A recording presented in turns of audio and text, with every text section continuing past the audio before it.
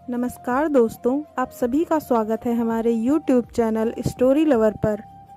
एक दिन की बात है, वर्षा सुबह पार्क में टहलते हुए जा रही थी। तभी उसे एक रोती हुई बच्ची मिली।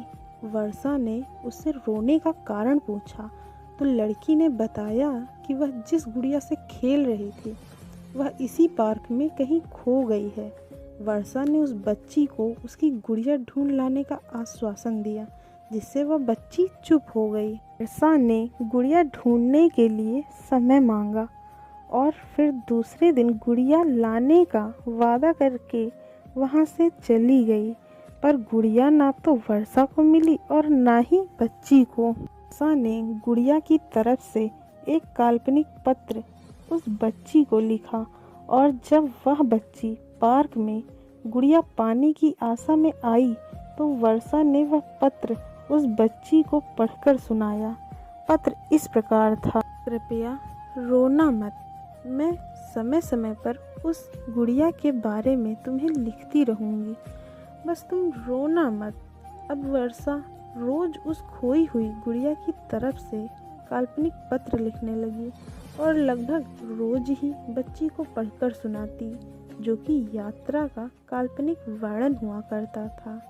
वर्षा के इस काल्पनिक लेकिन रोचक वर्णन ने उस बच्ची को रोने नहीं दिया। वह खुशी खुशी अपनी गुड़िया की घुमक्कड़ी के किस्से सुनने लगी। अब वह खुश रहने लगी। दिन जब काफ़ी कहानियाँ हो गईं तो वर्षा ने दूसरी गुड़िया उस बच्ची को लाकर दी। जाहिर है वह गुड़िया बदली हुई थी।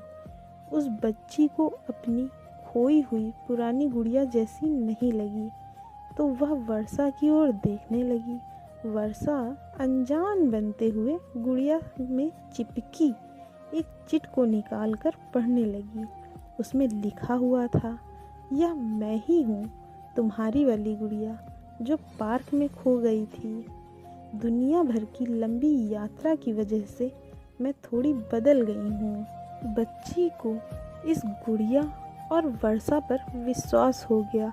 वह गुड़िया लेकर घर चली गई। वर्षों बाद जब बच्ची बड़ी हो गई तो एक दिन वह अपनी अलमारी में कुछ ढूंढ रही थी तो उसका ध्यान उसी गुड़िया पर गया जो वर्षा ने उसे दी थी।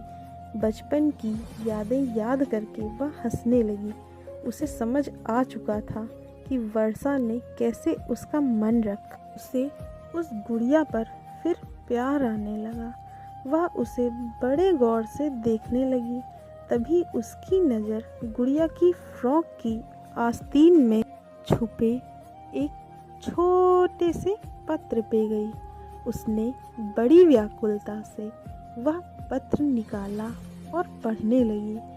पत्र में संक्षेप में यह लिखा हुआ था, हर वह चीज़ जिससे तुम प्यार करती हो कभी ना कभी तुमसे खो जाएगी और जो तुम्हारे पास होगी वही तुम्हारे लिए सच्चे रूप में बनी होगी।